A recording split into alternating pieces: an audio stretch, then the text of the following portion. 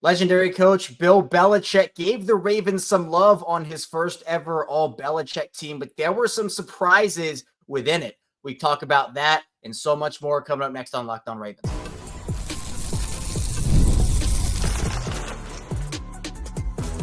You are Locked On Ravens, your daily Baltimore Ravens podcast. Part of the Locked On Podcast Network, your team every day. Welcome into another edition of Locked On Ravens, your daily Baltimore Ravens podcast. I'm your host, Kevin Oestreicher of Ravens Wire, here with you on the Locked On Podcast Network, your team every day. Thank you so much for being here, making Locked On Ravens a part of your day and your first listen of the day.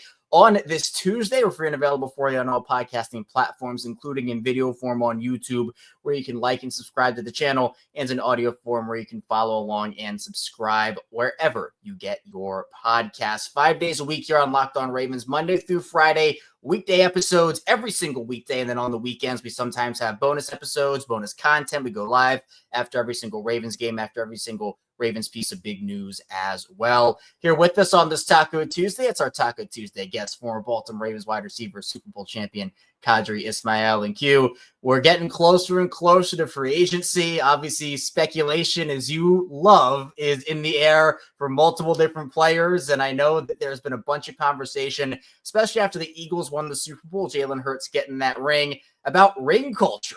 And like, how much does a ring put you in a conversation maybe above a player that's better than you? Does that mean that you are better than a player that doesn't have a ring? It feels like that conversation has really come on over the last handful of seasons, where maybe back when you were playing, Q, it wasn't that strong, and we wouldn't be having a conversation of, for example, Jalen Hurts over Lamar Jackson, which has really come on over the last couple of days.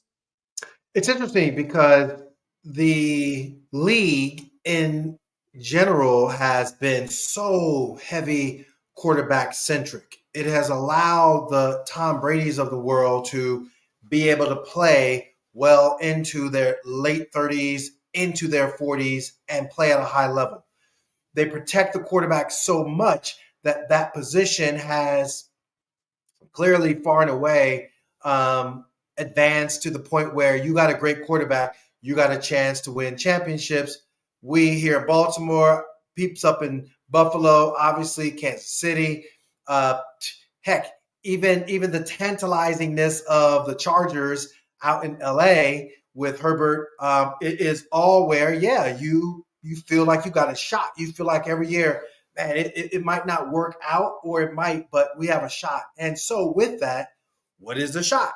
It is Tom Brady going down to Tampa after doing really amazing, historic feats up in New England, but going down to Tampa, assembling a team, and then winning a championship. So from there comes Patrick Mahomes. 7 straight AFC championship games. Not to mention going to the Super Bowl. Not to mention that he's won 3 of the 5.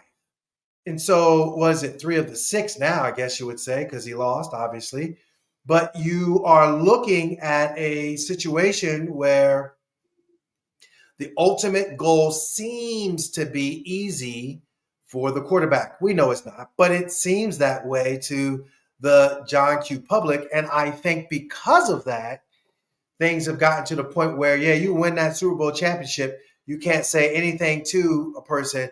Regular season don't matter. None of that matters. All thrown out the window. It's about who wins Super Bowl. Okay, you're the greatest quarterback to ever play. That's it. End of discussion. Close the door. Bye. Mind your own business. Okay. Well, yes. Eli Manning won 2 of them, beat Tom Brady, but he ain't a first ballot Hall of Fame.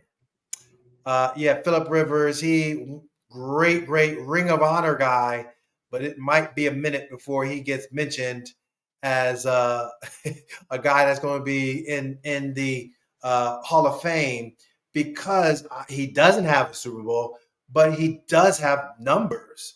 And so it goes back to that Dan Marino mindset where, you know what? The dude was unreal, out of this world, amazing.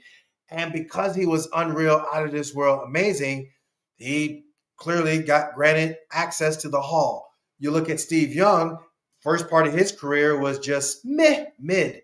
But then all of a sudden he gets on that train And then all of a sudden he gets an opportunity to be the conductor of said train for the 49ers. And now all of a sudden he's in the Hall of Fame and doing what he does. The way in which the quarterbacks are judged, the needle moves every single era. And I think for this era, it's about the quarterback winning the Super Bowl. It's about the quarterback being a Super Bowl MVP to leapfrog any other discussion on quarterbacks that might or might not be better than him. And the ultimate goal is to win a championship. And I'm not trying to deny that at all. Yes, exactly. And different players have different aspirations for their career, whether it is winning a championship, whether it is putting up numbers or getting the most money that they can. And I don't blame anybody, any player, for going and making their career what they want to make it and have specific goals for them in particular. But for example, if we're talking about the guy that threw you the football during that Super Bowl season and Trent Dilfer, is he a better player than Dan Marino was because Dilfer has a ring and Dan Marino doesn't? I think it's two separate conversations where, yeah, you can't tell Trent or you can't tell Jalen anything because they have a Super Bowl championship ring. But does that make them a better player on the field than, in Jalen's case, Lamar Jackson or even Josh Allen, Joe Burrow in that conversation?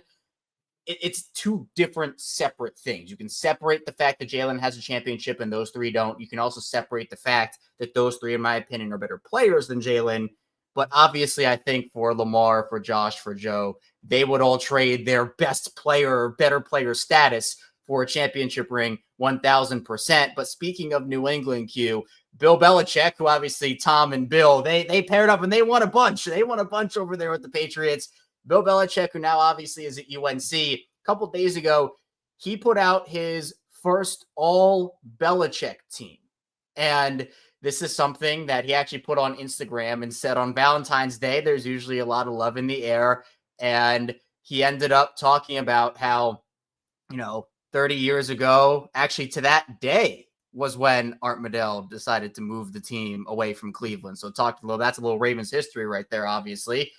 But Bill Belichick said that he's not sure if anyone then would have cared about his all Belichick team. Not sure if anyone even cares now, but he put it out there. He said, here it is. So Bill Belichick gave the Ravens some love, multiple players on this Belichick team. On offense, you see Lamar Jackson, Derrick Henry, Tyler Linderbaum, and Patrick Ricard. On defense, Marlon, Humphrey, Kyle Hamilton, and Roquan Smith. Those were the names, but only a certain amount of players were actually highlighted. One in each position, obviously. Lamar was not the quarterback highlighted from Bill. It was actually Josh Allen. The Ravens that were highlighted on his list were Patrick Ricard, Tyler Linderbaum, Roquan Smith, and Kyle Hamilton. So instead of Derrick Henry, Saquon Barkley got the highlight. And instead of Marlon Humphrey in the nickel spot, Cooper DeJean did. And we know, the storylines for the Ravens this year, they had so many Pro Bowlers. A lot of guys made the All-Pro team, an incredible roster up and down. And, it's one thing to get it and hear those awards come out from the Pro Football Writers Association or the AP voters or whatever you want to talk about. But to have Belichick put 7 Ravens on this list and put a lot of them in that top tier category, I mean, it has to feel good if you're Eric DeCosta talking about the roster he's built. It has to feel good if you're these players, and it has to feel good if you follow, watch, or a fan of this Ravens team because there's a lot of good talent on this roster. And I think that gives me at least confidence in what they can be next season. I agree. I think for Bill Belichick, it's like John Madden when you got the all Madden team. Bill Belichick clearly knows football ins and outs. I mean, he's a true historian of the game. I love when they did the NFL. I think it was like the top 100 players of all time. And he was on that panel, dissecting the different eras of football to make sure, everybody kind of gets slotted in and not have, recency bias. I think for Bill Belichick to, put those names up on that list really just speaks volumes to the way the Ravens, number one, EDC, give him his love, acquires talent. But then, you give John and his staff the fact that they developed the talent and the fact that those individual players collectively figure out, hey, I'm on a good situation or I'm in a good situation. I have a good scheme that fits me and I'm going out there and expressing my play and doing it well to the point where, the historian and GOAT of coaches in Bill Belichick. he's giving them their flowers, and rightly so. Yeah, I don't think there are really any snubs on this list, in my opinion. Just looking over it right now. I mean, obviously, Josh Allen getting highlighted over Lamar Jackson. Personally, I probably would have flipped it the other way, but you can't fault. I mean, look, both guys had incredible seasons, obviously, not taken away from either Lamar or Josh for the seasons that they had. But I think an interesting one, and someone that was highlighted, was Roquan Smith, because a lot of people in Baltimore, I think it was the whole conversation was slower start to the season for Roquan. He kind of opened up about how as the roles changed throughout the season, early in the year, he was dealing with all three levels of the defense, trying to get guys in position, figuring things out. Once they started making those personnel changes, it got easier for him, and he was just kind of able to go in there, be the wrecking ball that a lot of people know that he can be. But do you think that Roquan had that, like, all Belichick team, if we're putting it in those terms, all Belichick team type of season? Or did you think that Roquan's season was a little bit less of, I guess, up to those expectations that you would think Roquan would be up towards? So I think part of what I saw with Roquan, what you were saying, a lot on his plate, once he, the Ravens benched Trenton Simpson and put in Chris Board and Malik Harrison, I think that's where it all shifted for him. Obviously, Kyle Hamilton coming down in the box. But then at the same time, he had the green dot and having to, play in that deep third of the field and half of the field, depending on the coverage, because of the just bad play of the secondary. There's no two ways to say about that. Marcus Williams, and we know all the things of Jackson and how bad he was to the point where they cut him. But I think for Roquan, I'll tell you this, the Tampa game, you still had Trenton Simpson kind of still in there, but Roquan had an amazing game. And Bill Belichick, when you were listening to him comment on just the game and the way in which Roquan was just pretty much I think he had double-digit tackles and just really a fantastic game. That's where, a guy like Bill Belichick, there's something about this dude. And, he's a film, like I said, historian, so he's going to be looking at the film. He's like, man, film don't lie. And sure enough, you go ahead and do what you need to do. Put old boy Roquan Smith on the list. I'm going to throw you a question here completely out of left field. Not really out of left field. It has context to the conversation. But now that the season is over, you look at Roquan, do you think that Roquan Smith missed having Patrick Queen next to him this season? I think they both missed each other. I think Patrick Queen absolutely was Robin to Roquan's Batman, and I think they thrived. I think they loved that whole just chip on your shoulder edge. Roquan, I think, had a running mate who was like, hardcore with some of his, smash junk talk and just, that smash mouth approach. I think they both missed each other. I'll say it that way, yeah. And I also think, Roquan probably was dealing with something with that shoulder. Every time, I saw him in training camp, he just looks like, just looked really cumbersome. And I just think, he had a tough year. And then I think once, like I said, he figured out, all right, Malik and Chris can kind of dual role, then I'm okay. To heck with this. Let's just go out there and play. And I think that's what it was. But for sure, PQ and Roquan, I think they missed each other. Yeah, and I think that having two great middle linebackers like that really did help. And look, PQ struggled in Pittsburgh this season. He had a couple of good games, but for the most part, it was a rough first year for him. And to your point, it's like, yeah, I think PQ, he made all the points about he was the guy there in Pittsburgh. There was no Roquan. He could step out of that shadow, and maybe it didn't go the way that he was fully expecting. So the Ravens had to make a choice, PQ and Roquan. They signed Roquan to the extension. That was 100% the right decision. Obviously, PQ had some weaknesses in coverage and some other areas as well. And not that Roquan doesn't have his weaknesses either. Every player does. But for Baltimore, I just think that the Trenton Simpson thing not working out and all the other personnel issues they had on the back end caused them to scramble. And it worked out at the end of the day. Like the defense, they found the perfect combination. They might have stumbled into it, honestly, but they found it.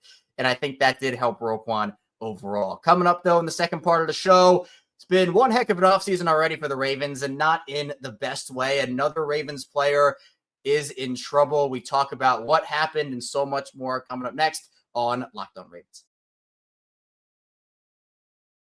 First, the show is brought to you by FanDuel. When the game tips off, the NBA action is just getting started, and there's no better place to get in on it than FanDuel, America's #1 sportsbook. With FanDuel, you can place live bets throughout the game, so even if you miss the opening tip-off or want to bet on a fourth quarter comeback, you can stay in the action. And if you're looking for a bigger payout, you can even combine your live bets into a same-game parlay. I love using FanDuel's live betting feature because it keeps every moment of the game exciting, whether I'm backing my team for a late-game rally or picking a player to hit a clutch three. I never feel like I missed my chance. Plus, the app is easy to use, and when you win, you get paid instantly. Right now, new FanDuel customers get $150 in bonus bets if your first $5 bet wins. Just visit FanDuel.com to join today. That's FanDuel.com for your shot at $150 in bonus bets. Make every moment more with FanDuel, the official sports betting partner of the NBA.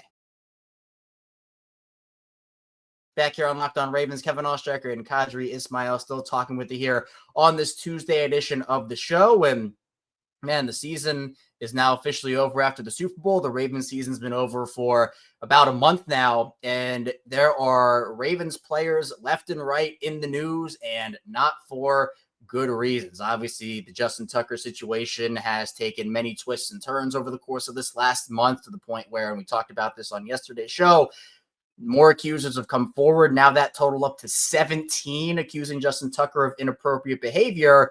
But on Monday, there was news that was broken by TMZ that Ravens guard Ben Cleveland is in trouble with the law. He was arrested for DUI in Georgia last week, apparently blowing a .178, which is more than twice the legal limit on the breathalyzer, or just on the sobriety test. And obviously he failed that during the breathalyzer. And actually, Ken McCusick of Film Study Ravens, he did a little math here just to add what this actually meant. Like, how much did Ben Cleveland have in his system? So a 130-pound man would have to drink 6 beers in 1 hour to blow a .175. Ben Cleveland blew a .178. So Ben Cleveland being listed at 360 pounds on the Ravens roster, he'd have to drink 17 beers in 1 hour to reach that blood alcohol content. And even with his body processing the alcohol at slightly more than 1 beer per hour, this might reasonably be 20 beers over 3 hours prior to driving. And obviously, very disappointing situation. And who knows if it was just beer or not? We don't know that, obviously. But like that, just for context, is how much alcohol Ben Cleveland would have had to drink to have that blood alcohol content. And obviously, Ben Cleveland's a free agent this year. It was very disappointing for him in Baltimore. Never really got a full grasp on a starting spot. I know some people might not have believed he got a fair shake at that compared to some of the other options on the Ravens roster. But regardless, if the door wasn't already shut on Ben Cleveland coming back to Baltimore, it probably most definitely is now. Yeah, I think there is a crisis of situations and what you want to look at with this Ravens ball club. Obviously, you touched upon it as far as, just the amount of women that are come out now against, Justin Tucker. And that's, we thought, contract talk with Lamar at, John's and Eric's press conference during the combines. It was going to be tough. This is crazy. And now, add insult to injury. You're looking at, Ben Cleveland, who, if he's technically he's not signed with the team. Like, he's an unrestricted free agent, correct? Yeah, free agent. Yeah, so they can, do some damage control with that piece of it. Well, he's a former Raven. He's not currently on our, roster, so we have no comment on that. That's something that they can easily say. But, clearly the Justin Tucker one is the one that's the biggest elephant in the room because of, one, his statements as far as what he felt was, unequivocally a false witch hunt that goes against him and his character and all that. But 17 people is 17 people. And, I don't know how the Banner corroborated all their stories, but clearly they did what they did and felt confident in doing it. So, yeah, the Ravens, I'm sure they're going to have to do their investigating. The league is going to do their investigating. It just doesn't look good. Like 17 people. So I think as a whole, just the way the Ravens, pride themselves on being a strong organization of character and, trying to, build a strong football team that the community can, bond with and feel like they can be a part of. This is, yet another saga in what is, the Baltimore Ravens. And every professional sports team is not like, everybody doesn't have, the skeletons in their closet. They do. It's just that, the Ravens, they're on deck right now, and it's a tough one. Yeah, and I think that it brings back to your point of like, yes, the Ravens have been the word people are saying, the Ravens have used that zero tolerance policy when it comes to certain issues and getting in trouble and this, that, and the other. And I know that there have been different, I guess, definitions of that for different teams, but for the Ravens, they have really put that and said, hey, we're not going to have these guys on our roster. We are not going to go anywhere near those type of situations, really, obviously, ever since the Ray Rice situation. And they have pretty much held firm with that. So they're going to have to approach the situation the way they feel is best. And I'm hopeful that the Ben Cleveland thing is the last we hear of a Raven, current or former, in the news this way. Obviously, the Tucker situation, Q, probably has a long way to go before that finally is all situated and figured out. But for Ben Cleveland, yeah, I mean, there's no way I could have even imagined him on the team prior to this happening. But now, obviously, that opens up a whole different can of worms. And now the guard position for the Ravens, one of the biggest holes on the team, if we're being honest right now, because, we're throwing Ben Cleveland out of the picture. Not that he would have really been a big part of it anyway. Patrick McCarry, a free agent. Really, Daniel Falele, almost a guy that you could say, hey, is he going to start again next season? Some people, I think, would like that. Other people, maybe not so much. But I do think some upgrades are in order for the Ravens guards. I think that for McCarry, he's a great backup to have, but I wouldn't put him as a starter. I know people are pointing towards Andrew Voorhees maybe as a guy that could take over that left guard spot moving forward. He obviously had it at the beginning of the season before his injury. Do you feel like, Q, the Ravens need to upgrade their guard spot, or would you be more than happy with them going into the year if they re-sign Patrick McCarry, let's say, with a Voorhees, McCarry, Falele battle for those two guard spots? Yeah, so the big elephant in the room is the salary cap. We know that there is new money in form of, as they say, kick the can down the road when you redo different contracts. So somebody's got to be the lesser person. And like, who you going to tell? You going to tell Lamar? You going to tell Derrick Henry? I mean, you want those quality players, but you got to pay them too. And when you can get the young player that isn't in that contract negotiation, then they're quote unquote cheaper. And so, yeah, Daniel Falele, I think in their minds, all right, you're going to have to make a bigger jump. I think that, at times, yeah, he showed, but then at times, oh my God, like the film don't lie. There were times where he just didn't block anybody. And it's like, oh. And that, along with Voorhees, which I don't know what was the flow with that, because it wasn't really necessarily injury. It's just, hey, man, we're just going to ride with Pat McCarry, and that's that. And there was really no fullness of an explanation, but so be it. Now, again, this is a year too. Like, so this is where you were. If you want to stay on the team, how can you get better? So I think that's the rub of it at guard. And then, yeah, offensive line in general is what's Ronnie Stanley? Ronnie Stanley, is he going to command, monies elsewhere? I saw the one report where it's like, oh, he's going to be, courted by the Kansas City Chiefs because Kansas City really needs to step up their offensive line, and they need, left tackle help and all that.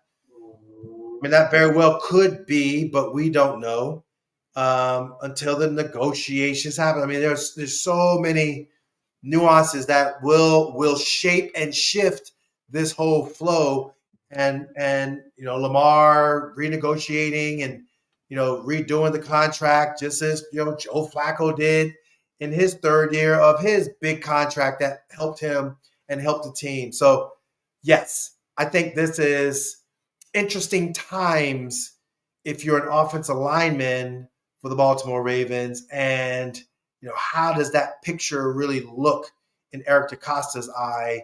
A lot of that remains to be seen and worked out. I would like to see them address the offensive line in general, and that will depend, you're right, on whether Stanley stays or goes, McCary, whether he stays or goes in that salary cap situation.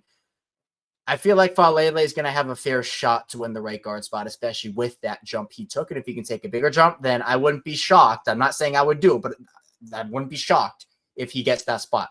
Left guard, on the other hand, I think they could maybe stand to upgrade there and see what happens, but they're going to make it an open competition, I'm pretty sure, and we'll see who ends up coming out on top. But we are months away from that. What we're not months away from is this Ravens coaching staff shakeup, because it has been going on for the past couple of weeks. And coming up, we're going to be diving into the most recent hires on the Ravens and get Q's opinion on how these guys can help in the secondary and on special teams. Stay tuned. Plenty coming your way on Locked On Ravens.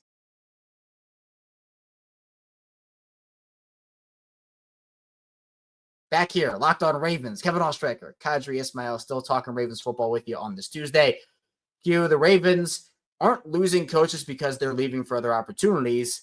They are deciding to move on from guys and replace them with people that they think can help out this team a little more. And even that's for longer tenured guys. Chris Hewitt is obviously someone who was with this team for a long time, and they end up moving on from him. Chuck Pagano comes in. You and I obviously had that conversation a couple of weeks ago, but the Ravens have made a couple of other moves since you and I last spoke. First of all, you got a Chiefs guy coming in, and Donald DeLisio, who ends up being the chief safety coach, coming in as the Ravens defensive backs coach. He's worked with a safety room that's included Justin Reed and Brian Cook, who has been a nice young player there for them, and someone who is a younger coach, has experience, Youngstown guy, can certainly come in and help, I think, in the secondary. That, look, you said it at the beginning of the show, no ifs, ands, or buts about it. That unit struggled. You do not want to have them get off to that start again next season. You want to have the coaching staff in there that can help. And after the year they had, it was not a shock that they made some changes, and they certainly feel like Donald can come in here and help them out. Yeah, I hope so. I think Donald should be in a scenario where, he brings that championship pedigree, obviously under Andy Reid and the Kansas City Chiefs as an organization, brings it here to Baltimore, kind of breath of fresh air, new voice, new ideas as far as you could have. Like, I remember when John brings in a guy, he says, this is our scheme, but you got to still coach it the way you see it.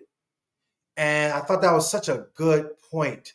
The way he sees it and how he helps really, two guys and Kyle Hamilton and, Ardarius Washington. And of course, there's not just those two guys on the roster as far as safety, but you see what I'm saying? Like there's like this understanding of like, I want to show you something that can help you get better.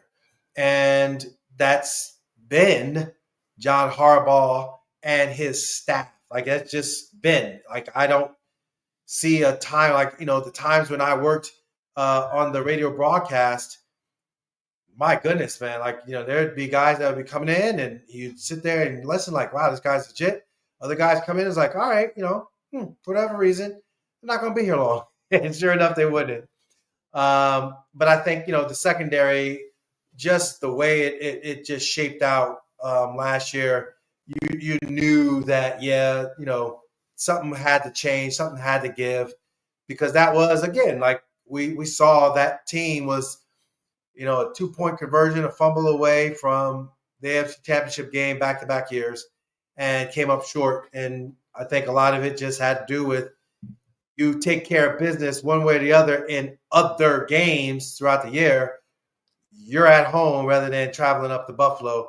You're at home with an opportunity to face, the Kansas City Chiefs yet again. And it just is what it is. And that's why you got the coaching changes that you got. Yep, September losses don't matter in September, but they do matter in December when you're fighting for seeding. And you're right, Q, that Raiders game, that Browns game that they ended up dropping, those are wins that you should have had. And they are a main reason why the Ravens had to go on the road and face the Bills in Buffalo. So I 100% agree. It's about taking care of business and not just defensive issues. The Ravens special teams group really has not been up to snuff compared to what the standard of the team has been over the last handful of seasons. And the Ravens bringing in a very familiar face, and Anthony Levine reportedly to be an assistant special teams guy, was with Baltimore from 2012 to 2021 and spent the past 2 seasons as an assistant special teams coach over in Tennessee. He actually started off as worked as a coach / scout for the Ravens for his first year after retiring. Levine's obviously super well respected in that locker room, and co-cap, as they call him, ended up making a huge impact over the course of his time there. And that's how guys make careers. Like, it's not just about being a star on offense or a star on defense. And we've seen this in Baltimore. Guys hammer out really solid 7, 8, 10, 12-year careers being just special teams aces. And I think even when you talk about a guy like Sanusi Kane, who comes in and was a really good special teamer in his rookie season for the Ravens, a lot of people are saying, well, could he be the Ravens' next Anthony Levine? Well, what better guy to learn from to be the next Anthony Levine than Anthony Levine himself? It's interesting because CoCap, one thing that he did was command respect in the room. And not saying that there weren't guys that commanded respect in the room, but I think, him coming in as a coach, it gives like an understanding of what it is to be a Ravens special teams, stud. And this year's unit, there were some chinks in the armor that kind of, showed itself. But I think, this is a great hire and have an opportunity for him to come in and kind of reinforce the culture that is, hey, this is how we do it as Ravens. You're going to play like a Raven. Part of playing like a Raven is special teams. Part of playing special teams is that high level of knowing the game for yourself that then translates over into helping the guy next to you. And that guy next to you, it turns out to be a scenario where, at the end of it, you look back and like, man, we took care of business.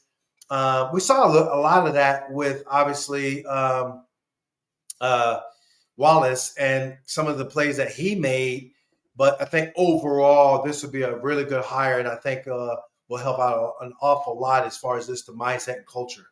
I agree. And people are calling this the power of friendship year for the Ravens, just bringing back everybody, bringing in Pagano, Levine. We got to bring back I've said this on yesterday's show, bring back all the defensive coordinators, get Wink back up in here. Mike McDonald, you're done in Seattle. You're back in Baltimore now. We're going to get Alfred McClellan back as a special teams guy. Corey Graham, come on down. Like, everybody come back.